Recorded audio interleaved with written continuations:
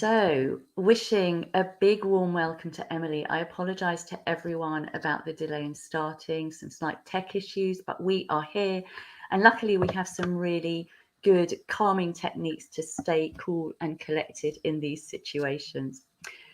So, I would love to welcome Emily Jolliffe, who is the Autism Self Care Coach. And she's going to share with us 3 ways to help your neurodivergent child to thrive. And Emily has helped her own autistic son to go from not managing at school or socially to thriving and learning and having friends. And so she now works with parents who are ready to hope again and to help you be the parent you want to be so that your neurodivergent child can thrive. So thank you so much for taking the time and being with us today. And first of all, I want to ask you, can you explain what diversity means and neurodivergence and all the other words that are around there? Because I'm definitely confused and I'm sure I'm not the only one. Certainly. Lovely to be with you. Thank you, Tamara. Thank you, people, for being patient while I worked out the tech side of this. So neurodiversity is all about how our brains work, how they're wired differently. Obviously, we know that I'm different from the next person. You're different from your child or your boss or your loved one or the person in the street. Our brains are literally wired differently. And now we can get into the neurology side of it. When I first explained to my son, who's now an enormous 17-year-old towering over me, that his brain worked a little bit differently. And that was why he was struggling at the 2 different schools that he went to while we were kind of on that pathway to diagnosis, which I know can take a long time. It's taking especially long after the whole COVID, etc., lockdowns. A lot of people are having to wait a long time. But that was how we put it to him. Like, you know, your uncle is autistic. So I've got 2 autistic uncles. They got diagnosed in their 40s. There's a lot of autism, neurodivergence, ADHD, dyslexia in our family on both sides. So that's how I put it to him. Like, literally, your brain works differently. He has quite a technical engineering type mind. That was already clear when he was 7 at this point, 10 years ago, that we first worked out. Like, it wasn't just that he was behaving badly in schools. He literally couldn't manage. There was such a lot of stimulation sensory wise that he was much more open. I remember his first teacher at the first school he went to was like, this child has less of a filter than any kid I've ever taught. And this was quite an experienced teacher, really struggling with this boy. He was just hating it in school, like I say, not managing. And now we're in a vastly different situation. He's at sixth form college, he's doing his A-levels, he has groups of friends he sees, he has a part-time job, he goes to the gym. And that's not to say like we waved a magic wand. There's still life throws up fun stimulus. But yeah, he's in a much better place. So neurodiversity is just like there are neurotypical people whose brains work in a more standard way that the world is used to. There are neurodivergent people. Under that autistic spectrum umbrella, we've got autism, ADHD or ADD, dyslexia, and then a whole lot of other things like dyscalculia, if you struggle more with numbers, dyspraxia, where you are in space. That might come across as clumsiness or just not knowing where your body ends. Something I definitely get accused of by my husband, where the world begins. So yeah, may or may not be diagnosed just yet. And a lot of parents I work with or couples I work with who want to help their child in the process realize and recognize, oh, this is something that's, for me as well. Very often we see that, like, oh, in my child's diagnosis, I've realized that I or my partner maybe has some traits of one of these things I've mentioned, maybe autism. Thank you so much for clarifying that. It makes a lot of sense. So you kind of mentioned some of the things that people's children or adults struggle with. Can you maybe share a little bit more what the struggles and challenges of these children or adults are, young people? Certainly. I mean, it probably, again, talking of umbrellas, probably comes under the umbrella of how we relate to the world. I think of autism as a social relational issue. I don't call it a disorder. My son's very clear that he doesn't want it to be called a disorder. It's literally a different functioning of the brain. Like, it works in a different way. It responds, might be more sensitive to different stimulation, as I say. And that could be like a real hypersensitivity to strip lighting, for example, very common in most schools. The noise, if any of us parents, adults, staff go in at lunchtime into a school dinner hall, we might find that ourselves super overstimulating, reverberating, not planned in terms of echo and what's the word, acoustically not planned very well. Often school buildings are thrown up. It could be not reading social cues, like people's facial expressions, and there are all sorts of things in terms of challenges. Like, sleep's a massive challenge for a lot of autistic children, therefore a lot of parents of autistic children, settling down to sleep, staying asleep, and interacting with the rest of the world in a way that's socially acceptable. And like I say, that might be to do with reading other people's verbal or non-verbal cues, just managing a social interaction as simple as like buying something in a shop, just like picking up on other people's energy, for example. And that it can be more anxiety. It can be, with our son, it was more like lashing out, which he didn't want it to be termed anxiety then when he was younger during primary and secondary school. He's now, as he's finding more about it, he's like okay with that particular term. Go on. So there are all these different external stimuli that are, I guess, overwhelming, or it's like difficult to process those kind of feelings. But so what would the response be? So you said anxiety, lashing out. What other ways do, without having I guess a strategy to kind of deal with these external stimuli, what would it look like if I was like seeing one of these children? What would I be seeing or observing? Well, literally as many different presentations as there are individuals. The way my older brother, who's known he's autistic for maybe 15 years now, would talk about it is that he has carries a lot more tension in his body at all times. So they might need to find more strategies or different unique strategies that work for them to discharge some of that attention, to feel more comfortable physically in their bodies as they move through the world. So in terms of what it might look like to somebody, the bystander, all sorts of things. Most autistic children and adults have some kind of stim or ism as a method, as a brilliant self-taught strategy to feel more comfortable in their bodies and the world. Now looking around me, like flapping is a common one. My son would get his hair, he's got long hair, and when he was 5, 6, 7, he would suck the ends of his hair. He would suck his collars, he would suck his cuffs. Most of his t-shirts were like super baggy around those areas. His hair was frayed. That was something that was self-regulating to him.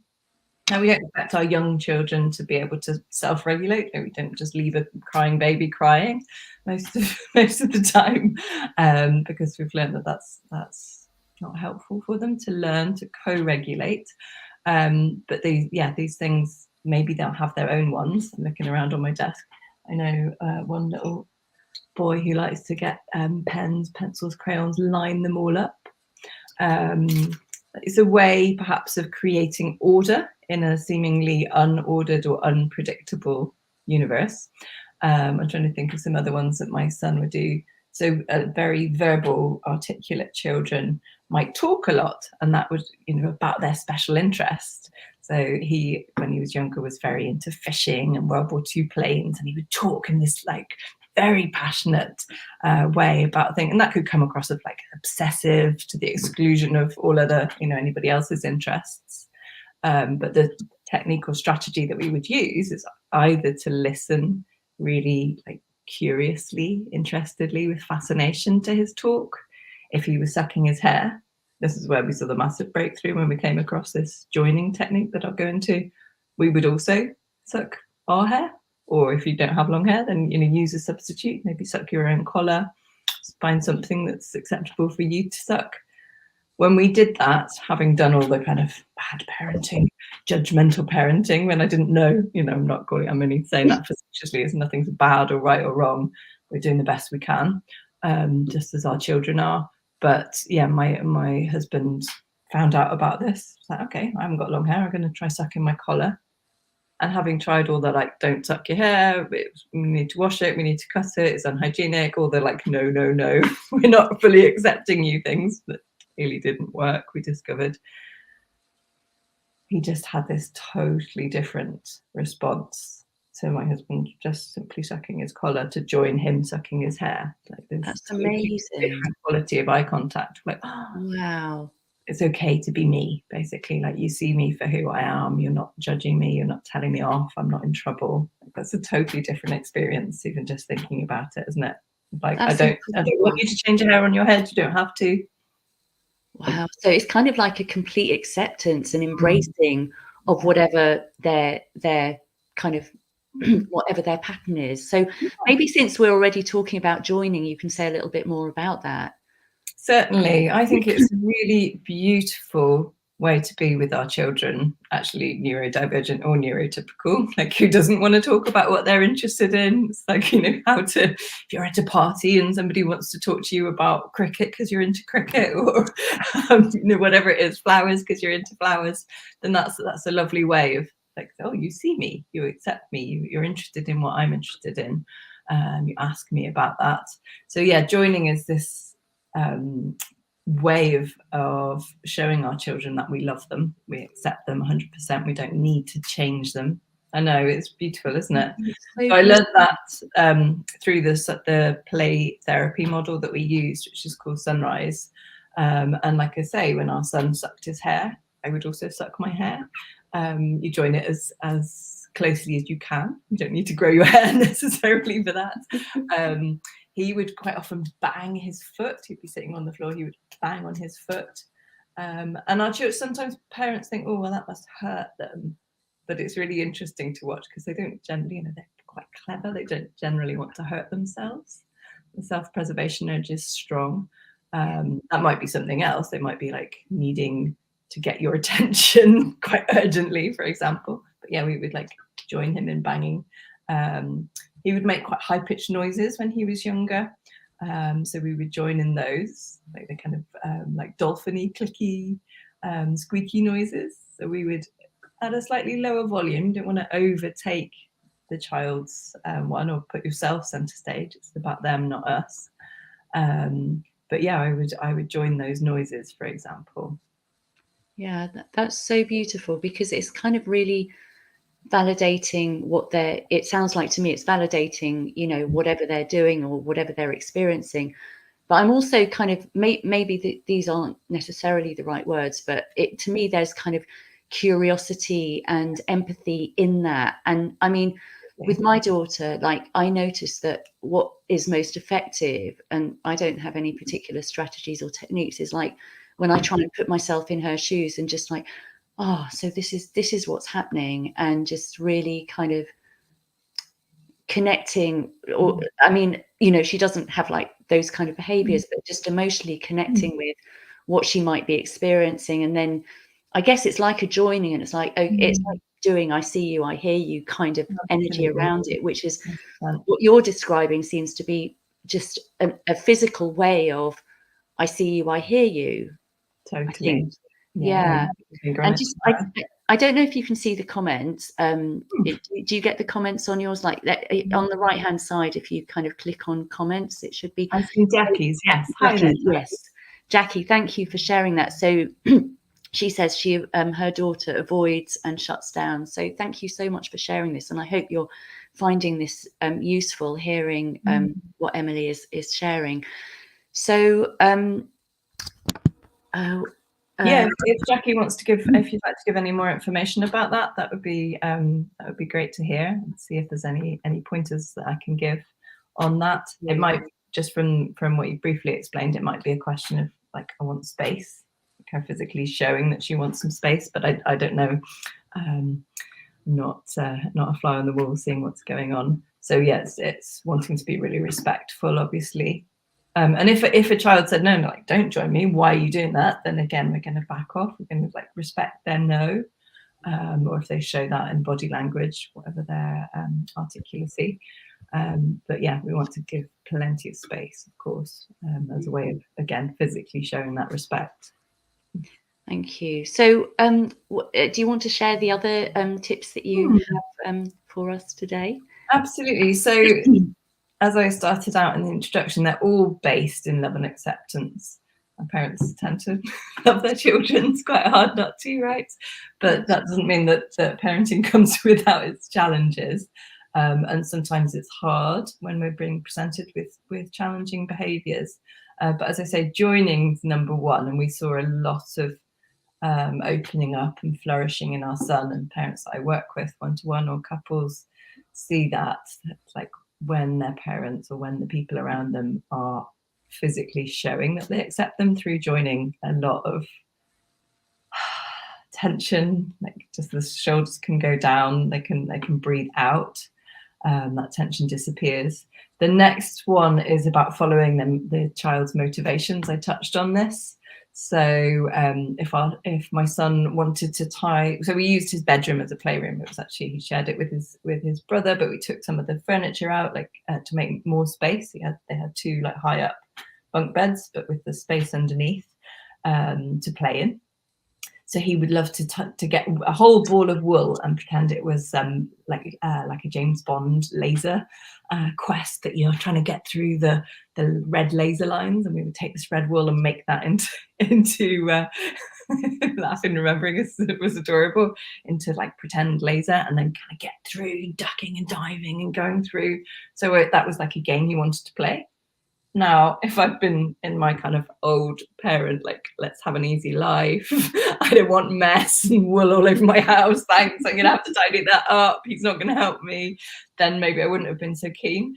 But yeah, it was like a joy to do that with him, to see like what he made of it. That was something he was really motivated by, kind of adventure. He was super into bushcraft. So we'd give him the wherewithal to make his own fires and a fire stick instead of matches or a lighter, and you find out with him, watch bushcraft videos. He was very keen at younger age, at about 8, 9, of one who's still going. She's an Austrian or German woman called Survival Lily. Check her out. She's on YouTube. She's got amazing things you can learn from. So that was like more examples of following what he was really motivated by. He was into fishing. He tied his own flies, from very rudimentary to very like highly evolved fine motor skills, like way beyond anything I could do. So yeah, we gave him the opportunities to come fishing. And what else would he? I'm thinking about other kids whose parents I'm working with. Maybe they're into Pokemon. Maybe they're into Lego. And sometimes we have a bit of a like I said, don't want the mess, or playing with my child is boring, or, you know, our own mindset blocks because we're adults living in that world. But yeah, it's sometimes a matter of like, how can I get over that, get out of my own way, get out of my child's way. I see that Jackie has added something. I was going to go on to please do. Do you want to respond to Jackie? No, Jackie, thank you. We're only just going through diagnosis. My daughter wants to open up after choosing to stay in our house for more than a year. I don't know if that was affected by lockdowns, because a lot of our teenagers have found that really hard, understandably. Fear stops her taking steps, so she avoids. Also just learning that if we do anything, sure, she needs space on her own to recover. Absolutely. A lot of our kids need like much more decompression time than whatever the norm is, as though any of us really conform to the norm, but maybe that we've needed. She also has selective mutism and a fear of being seen, lots of phobias too. Now wants to go to college in September after being out of education for 5 years. Well, wow. Hats off for Jackie for hanging in there with her, and to her herself. That's just phenomenal. Absolutely phenomenal. I don't know if there's one part of that you would like any input on. But yeah, like we've said, in terms of phobias and the mutism, the fears, just really validating, accepting her as she is. Sometimes we can relate it to our own experiences. If you have anything that in the past or present that you've been afraid of, or a story of somebody who's turned that kind of thing around, and it's going to be different. It's a lot of trial and error. You know, it will be different what works for her from the next person in the street. But yeah, on fear, it can be very useful. Again, play around with this, see if it's helpful to her to do, because fear, we're sort of doing our worst case scenarios. I think getting the balance of encouraging her forward without pushing. I love that. Yeah. I personally respond, and every child I've worked with or worked with the parents of tends to respond more to invitation than push, because often, you know, when we're pushed, we push back. It's like a bit of an instinct there, human instinct. Yeah. So yeah, just invite, accept. And no doesn't mean never. I found very useful in my Sunrise learnings.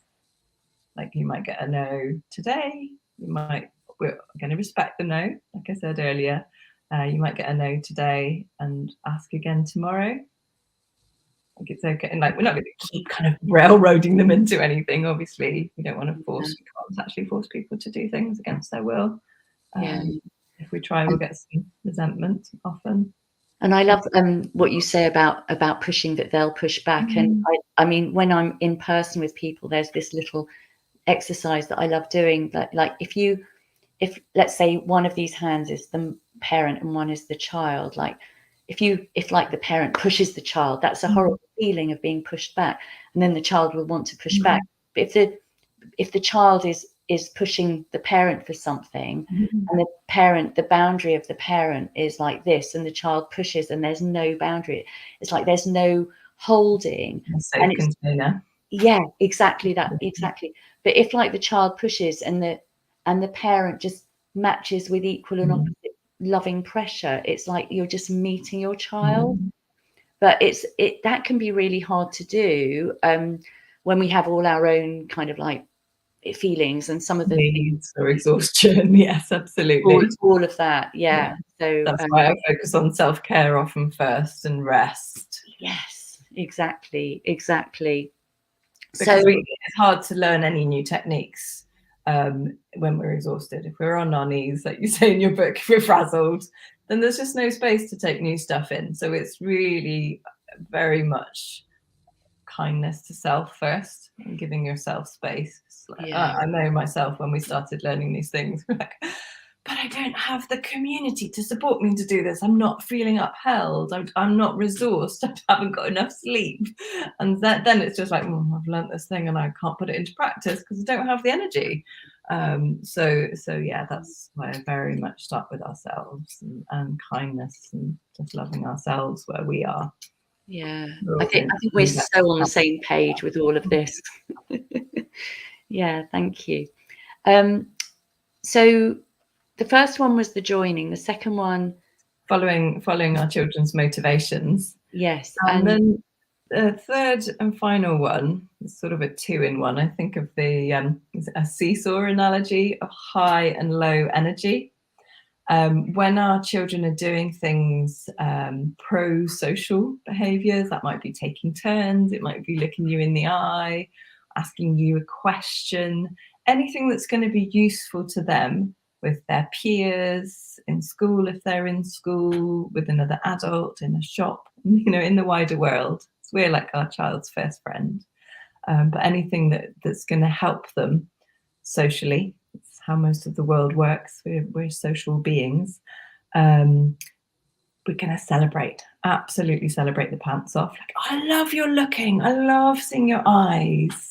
And it might be that we do it verbally like that. We might do it with a facial expression like I also just did. It might be that we do like a really big reaction, like you've knocked me to the floor because I'm so amazed. We want to bring our most playful, childlike energy to this, again, according to their age and stage. But yeah, we want to really shine a light. When I talk about celebrating our children's social or pro-social behaviours, my son literally saw, it was like a sunflower turning towards the sun. I was like, oh, this is getting some attention. He was younger. He wasn't a great big nonchalant 17-year-old. But when he was 7, 8, 9, and older as well, and I still do it in a more kind of cool teenage nonchalant way. I can't get that out of my personality now. But celebrating, we know to praise our children. It's just a different focus on that, because we're really putting the social goggles on of like what's going to be useful with other people, and not making any assumptions around that. So yeah, anything to do, like I say, with taking turns, with asking a personal question, with saying no. Actually, like I said, we want to respect the no. Like if you're told no, I'm not going to help with the whatever, washing up, putting my plate away right now, whatever the thing is, taking my clothes off the floor, that no is really useful, rather than just like then jumping on top and telling them off for saying no. It's like, well, would you rather they escalate to throwing something across the room to get you to understand their no? So we want to really appreciate that. That is actually a social behavior, even if you might not want to hear it too much. So anything, like I say, that's useful to them socially, we want to celebrate. Hey, thanks for saying no. Doesn't mean you can't ask again. Like I said, no isn't never. So celebration on one end, high energy for what we want to encourage because it's useful to them, and then low energy at the other end of this seesaw for if they shout at you, swear at you, hit you, because often that's how our kids get attention. And I've done this, hold both my hands up. Most of us have done this one, like, don't do that, that's not okay. You know, we want to set our own boundaries, we want to be safe, not hurt, not sworn at, all of those things. And especially if you see your child hurting your other child, that can push all the buttons. I know from a lot of experience on that one. But what's more useful, I found, and other parents have found who I train and coach, is to give that very low energy. Your child very likely, all probability, knows that that's not what you want them to do. So we don't always need to explain again and nag and draw their attention, underline the thing. We want to actually catch them doing well and doing those social things. So high energy, big celebrations for the pro-social things, and the less socially helpful things we want to give low energy to. Now that might be a quieter voice. It might be saying nothing, walking away, moving more slowly. And you can explain and underline, like, I'm going to come back and help you with that as soon as, whatever it is. You want a more neutral voice or a gentle voice or a kinder hands, whatever's actually happened in that moment. So yeah, that's the seesaw, is the last thing. Joining number one, following motivations, and balancing the high and low energy to encourage more of what you want and discourage the things that you don't want so much. I think that's amazing. Thank you so much. And what I'm also hearing is that underpinning all of those is the self-care, because it's so hard to actually change and take action when you're coming from that frazzled place or overwhelmed place. And the more you can resource yourself, the more you will have the ability to actually take these actions from a place of centeredness and calmness. Because I think all of these techniques that you're suggesting, it work most effectively when we're coming from that place. So I thought what might be really nice is to do some tapping on releasing some of the feelings that mums of neurodiverse children might be feeling, so that they can feel more resourced. So Jackie, since you've been commenting, I don't know if you'd like to actually share how some of these behaviors make you feel, and if not, that's absolutely fine. I'm sure that Emily can, from all your experience of working with so many parents, you'll have some ideas, and from your own experience as well, the kind of emotions and sensations that come up. So what are the kind of things that tend to feel? Jackie's just said, it's just popped up, guilty. Is there something specific that you feel guilty about? It's a really common one. Frustrated as well. Absolutely. Yeah. My son used to take at least an hour to leave the house to get in the car to go anywhere. So we reduced where we went quite a lot. Didn't take him to the supermarket. But that, all of those things, like when it takes, we know it could take a minute, but it's taken an hour. Yeah. It can feel really frustrating. Doing my things when she's struggling. So is it the guilt about the doing my things when she's struggling? Is that what we think? Doing my things when she's struggling, guilty. Yeah. Okay. And what else is common? Do you get a sense, Emily, the kind of emotions that arise? Yes, thank you. Grief, actually. Grief for I haven't got the child I expected to have.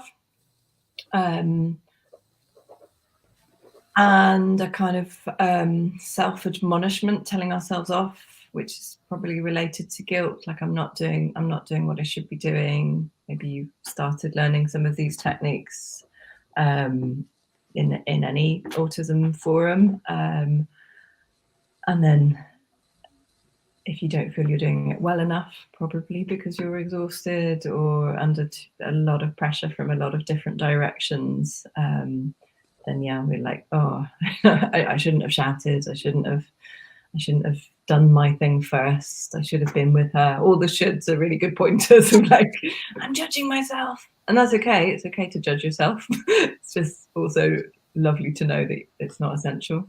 And it'll probably be quicker to get where you want if you are able to drop that judgment. Some people can just drop it. Some people want some help from whoever, tomorrow, myself, others, to drop it. Anxious that I can't encourage her to do what she wants, especially if it involves someone else and we let them down. Beautiful. That's really self-reflective. Yeah, thank you. So there's quite a lot of material here that we could be tapping on. It's like, where should we start? But anyway, I think what might be easiest is to, for those of you watching, to think about a recent or a situation a while back. Jackie, it might be thinking about the last time that you felt anxious because you let someone else down, and that moment and those kind of feelings, if you can connect with them. So really connecting with a previous time that you're still feeling quite emotional about, and just tuning into those emotions now. And what we're going to be doing is tapping to release some of those feelings so that you can release that and feel a little bit calmer today. And you can repeat this as many times as you want. So if you're not familiar with EFT, emotional freedom techniques, or tapping, it's like acupuncture for emotions without the use of needles. And the invitation is to do what we do and say what we say. And if you don't like what we do or say, simply don't do it. But if you want to get the benefits, then do join in with us. And if you do, then you agree to take responsibility for your own well-being. So thinking about that recent or a situation, maybe it's recent, maybe it's a little bit further away, but you're still feeling it. Rate that emotion that you're experiencing right now on a scale from 0 to 10, where 10 is the most intense, 0 is calm, light, and peaceful.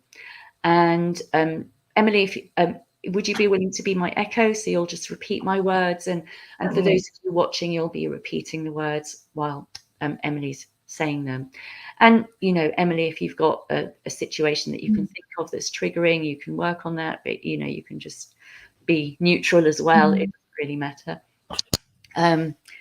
So thinking about that emotion and that intensity, and if you want to share it in the chat, you can write those in, but just make a note of them for yourself for sure. And then notice where you're feeling that emotion in your body. So it could be like tension in your shoulders. It might be this tightness in your solar plexus. Just see what's there. And if you don't know, be curious about that. You can make it up, because whatever you make up is going to be right as well. And then just tuning into if that emotion and body sensation had a color, what color would it be? And again, if you don't know what color it is, just make it up. You can't get it wrong. So let's start tapping. So side of the hand. So Emily, you're going to just repeat what I say. And if you've got anything to contribute as well, just throw it in, because, you know, I'm sure you'll have some wisdom around all of this. So even though when I think back to that situation, it makes me feel this feeling. And Like when you say that, sorry? Like guilt. Like guilt. It's making me feel guilty. And I can feel that in my body. And I can feel that in my body. And I'm noticing where it is. And I'm noticing where it is. And I'm noticing the sensation in that place. And I'm noticing the sensation in that place. And if it had a colour, it would be this. And if it had a colour, it would be this. And I acknowledge that this is what's coming up for me right now. And I acknowledge that this is what's coming up for me right now. And I soothe and comfort myself. And I soothe and comfort myself. And just take a deep breath there. Then we come to the top of the head, acknowledging this guilt. Acknowledging this guilt. And I'm just going to name a few emotions. And if you're yawning, that's always a good sign. It's the energy releasing. And coming to the beginning of the eyebrow. It doesn't matter which side. You can do both eyebrows, one eyebrow, whatever works for you. Acknowledging all this anxiety. Acknowledging all this anxiety. And side of the eye. Acknowledging all of this frustration. Acknowledging all this frustration. Acknowledging all of this grief. Acknowledging all of this grief. Acknowledging the feeling that I'm not getting it right or doing enough. Acknowledging my feeling I'm not getting it right, I'm not doing enough. And noticing where I'm feeling all of this in my body.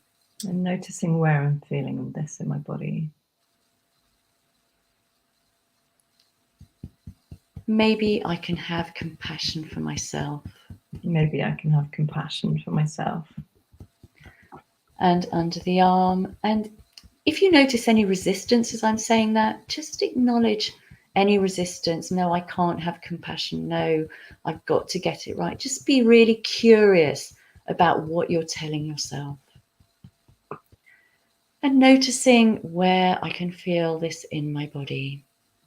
Noticing where I feel this in my body. It's okay to feel this now. It's okay to feel this now. It's okay to really acknowledge. It's okay to acknowledge. Whatever's there for me right now. Whatever's there for me right now. Even if it feels uncomfortable. Even if it's uncomfortable. And on the chin point, breathing into that.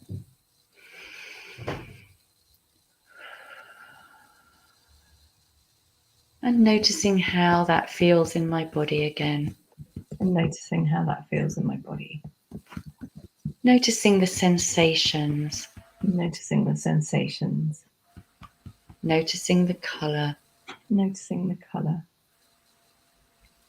And now noticing my feet on the ground. Noticing my feet on the ground. Noticing my body in the chair. My body in the chair. Noticing any thoughts I'm thinking at the moment. Noticing my thoughts and thinking. With curiosity. With curiosity. Noticing my breath. Noticing my breath. Noticing this moment. Noticing this moment. The more I can come into this moment. The more I can come into this moment. The more I can become present. The more I can become present. And the more present I am. The more present I am. The more clearly I can think. The more clearly I can think. The easier it becomes. The easier it becomes. To take action from a place of compassion. To take action from a place of compassion. for my own self-care, for my own self-care, and to respond to my child and to respond to my child in a more effective way, in a more effective way, with less reaction. with less reaction. So I'm open to the possibility. I'm open to the possibility Of being curious. of being curious. About the possibility. About the possibility. Of releasing some of this guilt. Of releasing some of this guilt. And if that feels difficult right now, that's okay. Just go with what is true for you. Maybe I can release some of this frustration. Maybe I can release some of this frustration. And acknowledge the parts of me. And acknowledge the parts of me that are resisting any of this. That resist any of this. With compassion. With compassion. Knowing it and trusting. Knowing and trusting. That just by the action of tapping. That just by the action of tapping. I'm calming the amygdala in my brain. I'm calming my amygdala. I'm sending calming thoughts to my brain. I'm sending calming thoughts to my brain. Releasing some of that stress. Releasing some of that stress. So that I can have a better day today. So I can have a better day today. And put your hands on your heart chakra, center of the chest. Say transform. Take a deep breath.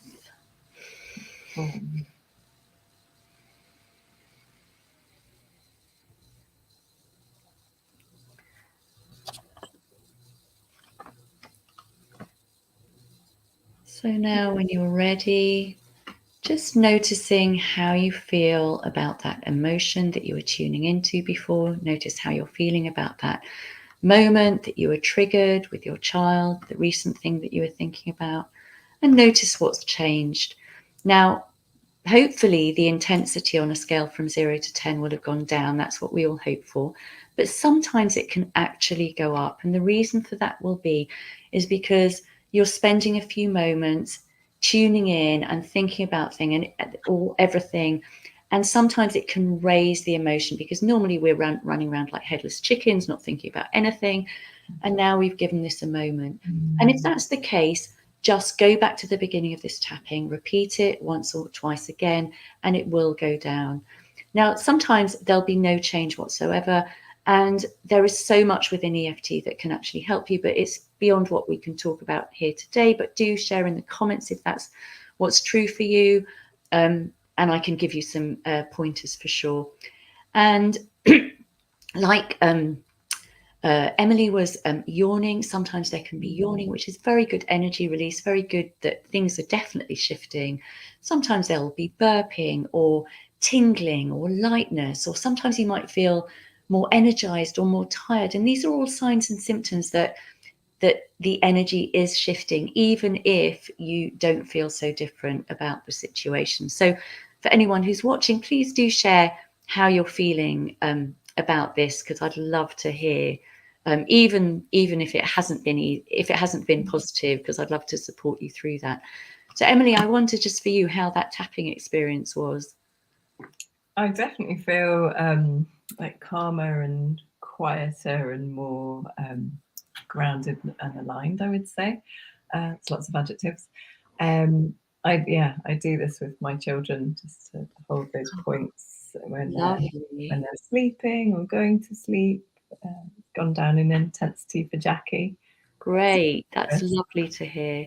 I've found it's really useful at different crunch points in our lives. It's a fabulous tool, definitely. Yeah, I feel like I've put my shoulders down, so thank you. Oh, you're so welcome.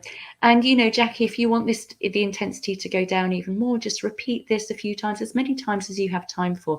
And I always say to mums who are always busy, stressed and overwhelmed most of the time, The best time to be tapping is in the toilet, because you've got some spare time. Usually, if your little ones aren't running around with you, you can do, and even if they are, they'll see you tapping, they'll join in, and it will be something that you can do with them. And it's a wonderful tool that you can bring to your children, but that's another conversation probably. So, Emily, thank you so much for taking the time to be with me today and with all of us. And I'm so sorry for all the tech issues. And you were cool as a cucumber. Never would have known that you've been struggling with downloading all these different browsers and whatever. Now we've got StreamYard. Jackie's just asking, what does holding the points do? Well, this is what you were doing. So I mean, they're not necessarily tapping points, but maybe you can answer and then I can say what I know. Oh, for me, I know that I've learned from another kinesiologist that's a stress release. Particularly, I quite often, if I hold them on myself or my partner or my children, I will yawn, and I can see, even if they're asleep, you can't really fake that one, that they're kind of fall into a deeper sleep. Just again, it's like exhale. But yeah, Tamara, you know much more. Well, I don't know these tapping points themselves, but there is another method of tapping which is called touch and breathe, and I get the sense that this would be very, very calming for your children, because what you do, you just touch the points that we've been working through, but you take a deep breath on each one, and it's very, very calming and soothing. And what I suggest to mums is to start introducing tapping at bedtime as a kind of method to help them fall asleep. And we haven't covered this today, but there are some finger points that you can touch their fingers. They're the corners of the nail closest to the body when you've got your hand like this. So the corner of the thumbnail, the corner of the finger. And if you touch and breathe on each of those as you're doing your bedtime routine, I mean, obviously with older teenagers, you probably don't have that, but for younger children, it's a lovely way of introducing tapping into their daily life, so that if when something happens and they might need some support, you can then just say, remember your tapping points, and you can maybe, with their permission, take their hand and start touching or rubbing their points, and then take some deep breaths with them to help diffuse the situation. So that's what I would say about the touching and breathing. For older teenagers, cuddled up on the sofa, you can't go wrong. So, whether it's watching a film together or a series, little snuggly moments again, obviously with the Thank you. Oh, Elizabeth, I'm so glad you found it in the end, and thank you so much for being here, and I'm so glad that you enjoyed it. Okay, well, thank you again, Emily. This is absolutely fabulous. And if you want to find Emily, all the links are below. But if you just want to say quickly, or not quickly, but just where people can find you. Certainly.